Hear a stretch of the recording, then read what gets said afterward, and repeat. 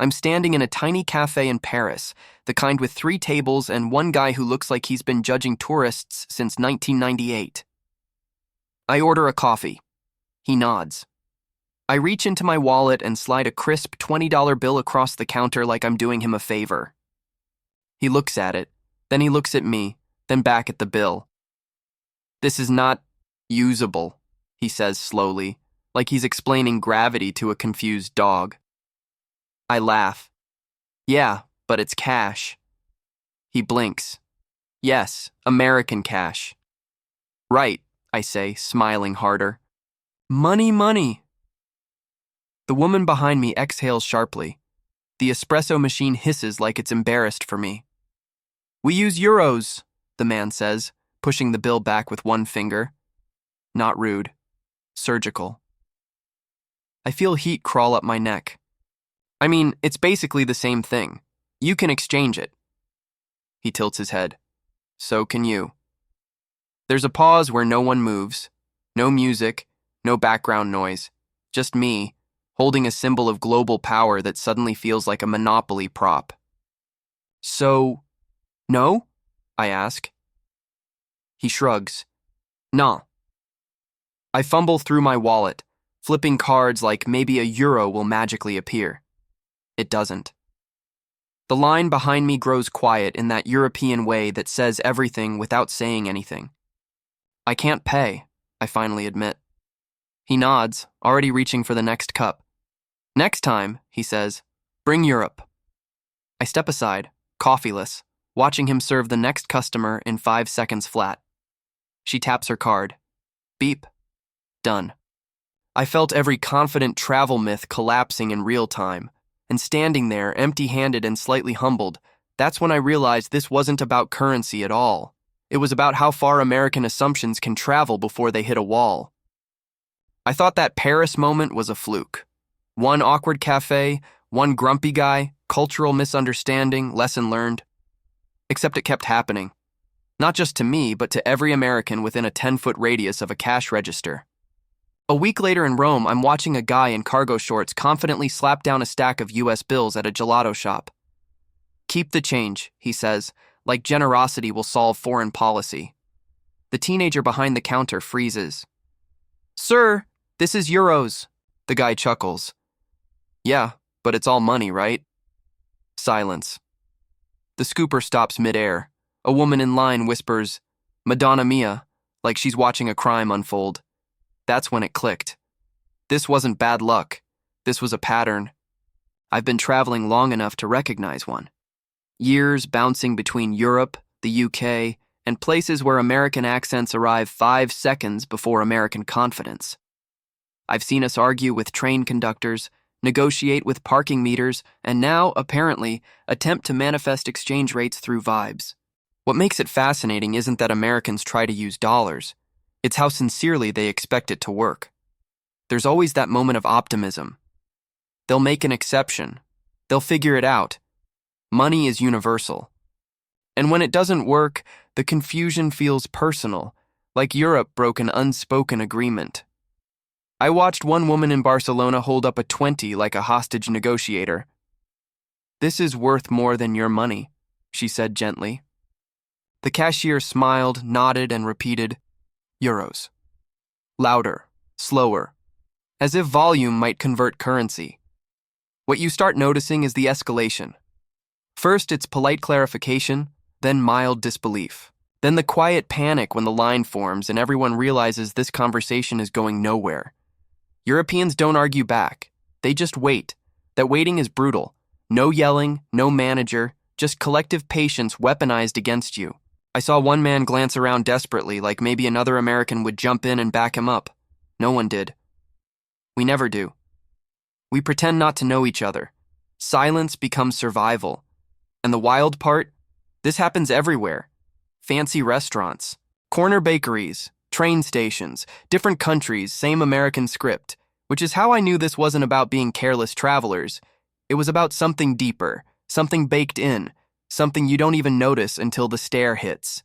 And if you think the cafe pause was uncomfortable, just wait until these assumptions meet real resistance, real rules, and people who absolutely do not care how things work back home. The mild cases always look harmless at first, almost charming, like cultural warm-ups before the real embarrassment begins. I'm in Amsterdam watching an American couple at a souvenir stand covered in magnets shaped like clogs. The guy points at one and says, "How much?"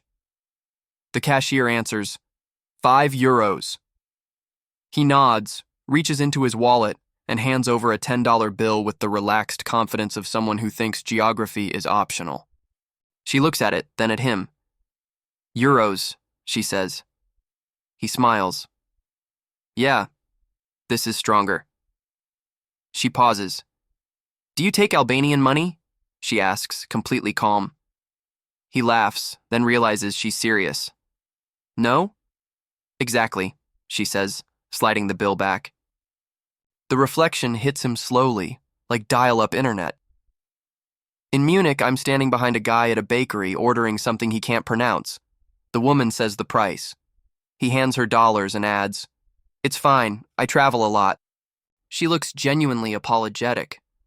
"I also travel," she says, "but not to America right now." He blinks, processes that, then steps aside, muttering, "Wow, okay." The pastries remain unpurchased, dignity slightly dented. Then there's the airport cafe in Madrid, early morning, everyone tired enough to be dangerous. An American woman orders coffee and slides over a $5 bill. The cashier points at a massive sign that says "Euros only" in 4 languages. "Oh," the woman says, "I thought that was more like a suggestion." The cashier doesn't respond. She just waits. Waiting is the move. After 30 seconds, the woman folds, fishing for a card like she lost a bet. At a street market in Prague, I hear, "It's a strong currency," said with the optimism of someone pitching crypto. The vendor laughs, switches to exaggerated English, and says, "Very strong, very useless." Everyone nearby laughs except the American, who nods like he's learned a fun fact instead of a lesson. What connects these moments isn't rudeness. It's the assumption that friendliness will bridge systems. That smiling plus confidence equals compatibility. The locals aren't offended, they're confused. To them, this isn't cultural arrogance, it's logistical nonsense, like trying to unlock a door with a spoon. The aftermath is always the same. The American backs away, embarrassed but not angry. No scene, no argument, just quiet recalibration. You can almost hear the internal dialogue. "Oh, this is real, this counts." And watching it happen again and again, I realized these were the gentle warnings. The universe tapping Americans on the shoulder saying, "Hey, adjust." Because if this feels awkward now, it's nothing compared to what happens when politeness runs out and the stakes get higher. I'm in Florence when the bill lands on the table like a quiet accusation. 2 Americans next to me stare at it, forks suspended, smiles fading. One of them squints and says, "Okay, so it's €48. His friend nods, reaches into his pocket, and produces a thick fold of dollar bills. "That's basically $50, he says, sliding it forward with confidence. The waiter doesn't touch it, he just looks at the money, then at them. "No," he says. "No, like no," the guy asks, already smiling. "No, like no," the waiter replies, tapping the receipt. "Euros." The American laughs and pulls out his phone. "Hang on," he says, opening a currency app. "See, €48 equals $52. He turns the screen around proudly. The waiter squints, nods politely, and pushes the phone back. "Then you should be very happy to go to exchange," he says. What follows is 10 minutes of calculator tapping, whispering arguments, and the slow realization that math confidence does not convert internationally. Eventually, a card comes out. The waiter smiles. Balance is restored. The Americans stare into the middle distance like survivors. In Vienna, the absurdity escalates. I'm in a taxi when an American man in the back seat asks, "Cash okay?" The driver nods. The man hands him dollars. The driver pulls over without a word, points to an ATM and waits. No argument, no explanation, just engine idling judgment. "You don't take these?" the American asks. The driver shrugs. I drive taxi, he says. Not museum. The man gets out, withdraws euros, comes back quieter. In Paris again, different day, I watch 3 Americans pooling money at a café.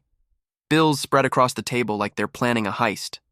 Okay, I have 20, one says. I've got 10, another adds.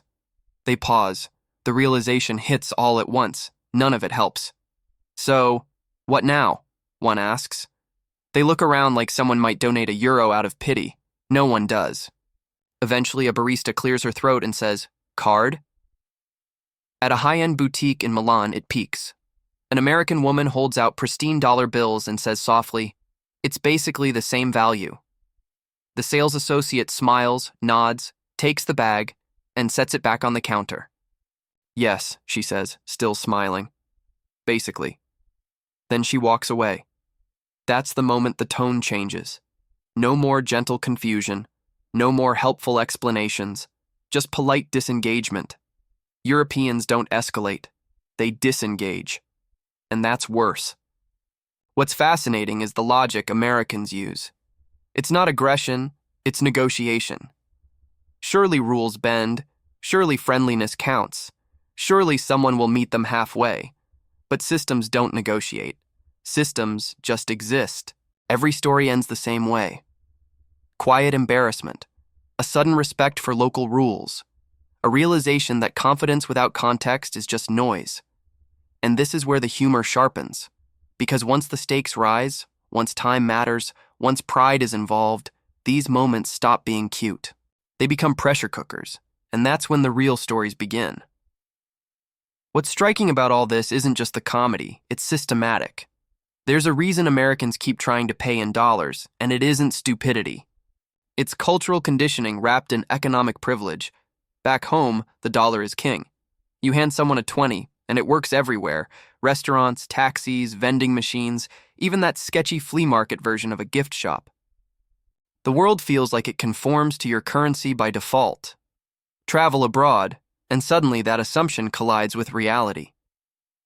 Psychologically, there's a mix of optimism and overconfidence at play. Americans are trained to negotiate, problem solve, and assume agency. I can talk my way through anything, they think. In the US, that's often true. Abroad, though, the rules are different, rigid in ways that seem invisible until you bump into them. So you get the pattern: confident approach, polite pushback, escalating panic.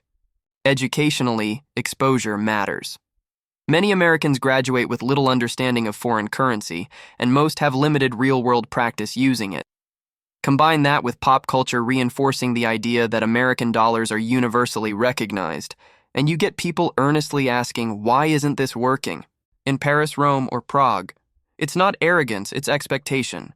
The expectation that the system should adapt to them, rather than the other way around.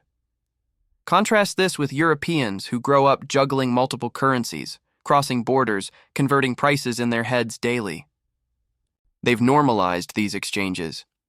To them, accepting dollars is not a moral question, it's a logistical one. And when an American tries anyway, they respond with a neutral patience that feels like judgment only because Americans are used to instant validation. Then there's the social factor. Waiting in line behind a confused tourist adds tension. The silent stare of the locals, the subtle sighs, the raised eyebrows, all of it communicates without words. Adapt or fail. Americans interpret it as rudeness or disbelief, when it's really just cultural equilibrium asserting itself. Humor arises naturally here, but so does humility. Each failed dollar transaction is a micro lesson in adaptation, perspective, and the limits of one's assumptions. And the key insight? This isn't random embarrassment. It's a repeated, predictable clash of cognitive frameworks. Dollars don't work abroad not because of hostility, but because expectation collided with reality in a way that highlights deeper cultural truths. So when the next story hits, the peak, the big cringe-worthy moments, you'll see Americans not just flailing with bills, but confronting the psychological consequences of privilege, optimism, and sheer disbelief. The stage is set, and the lessons are about to get a lot louder. I remember the first time I saw it peak. It wasn't a cafe, a taxi, or a souvenir stand. It was a birthday dinner at a fine Italian restaurant. the kind where the tablecloth is starched, and the wine list is longer than your arm. Two Americans were seated across from me.